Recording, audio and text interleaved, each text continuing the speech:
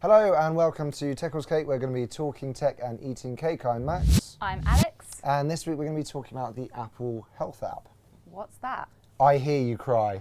Seriously, I'm like Jon Snow now. I know absolutely nothing about this. Okay, so have you heard of it even? No. Okay, so this... Done a lot of research. Good start. It came out with iOS 8, so you might have seen it. It nudged its way onto the home screen. It was going, right, I'm important, check me out. And it's that little heart. And so most people probably, ignored it, didn't bother clicking on it. Apple haven't really made a big hullabaloo about it, but I think the reason is because it's going to tie in very nicely with the Apple Watch. Obviously, we don't know exactly what that's going to do right now, but we'll wait and see. But I have a feeling that it's all going to tie in like this big infrastructure where Apple is looking after you and making sure you don't die. Is it going to tell me how many calories are in this lovely piece of cake? Yes, although it can't do it itself. So the thing about the Apple Health app is it's an aggregator. So what that means is that you've got all your different apps. So you've got MyFitnessPal, which you can tell exactly what you've eaten for breakfast, lunch and dinner. You've maybe got Runkeeper that knows how far you've been running and how often you run and how many calories you burn doing that. And any app like that that is either an activity tracker or a calorie counter. What about those bands? So pedometer bands and things like that? Exactly. Like it's not compatible with all of them right now, but if they've got an app for that, it all feeds in, so you don't have to be flicking in between apps. So you get it up here. So does it actually sync with something like MyFitnessPal? Yes. Or do you have to input that again? No, so you put all your information into those separate apps and then it all feeds into this. And then so it shows all these nice little graphs and stuff. So you can have everything on there. You can have your blood pressure, you can have you can hook it up to a heart rate monitor so it can tell you your general resting heart rate. And you can see those metrics all spread out over days, weeks, months. And what's really clever is it also ties in with the Apple's M8 processor.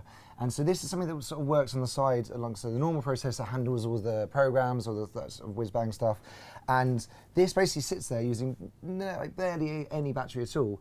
And it basically is like a pedometer. So the whole time it's sitting in the background. I didn't even know. So I turned this on, having not used the app, and it showed me my average steps for the last 3 or 4 months or something like.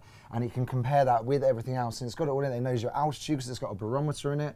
It knows it basically knows a lot more about you than you probably like it to. But it's all encrypted. It's all private. It doesn't get sent anywhere. But so it's basically a one-stop shop. And I think it's going to be massive when we see the Apple Watch coming out soon. Well, I suppose health and fitness and things like that are massive now, especially it's January, everyone's on their New Year's resolutions to lose a bit of weight, to be healthy, to stop drinking, whatever it is. So things like this are going to really take off as we have seen over the past few years. And I'm surprised that, like I said, Apple don't seem to have pushed it that much. So if you've got that icon on your phone, the little hearts on your home screen, you wonder what it is, have a little look at it. All you got to do is allow access to those other apps and you've got a one-stop shop for all things health and fitness. So that's all well and good.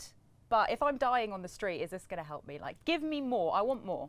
Okay, so it's not going to actively save your life, but it does have a feature. Not worth it then. Not worth it. Not worth your time. No, it's got a feature in it called Medical ID. Okay.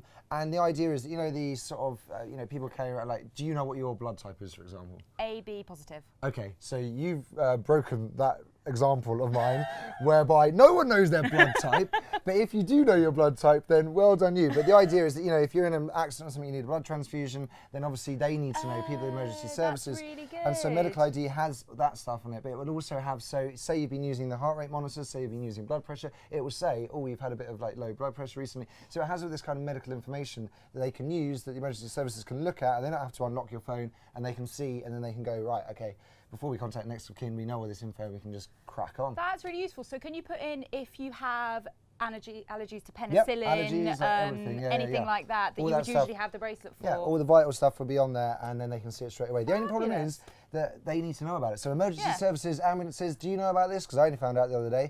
To check people's phones. You might be able to save some lives. Okay guys, so just let us know what you think in the comment section, and please subscribe here so you can see our beautiful faces every single week. What? Thank you.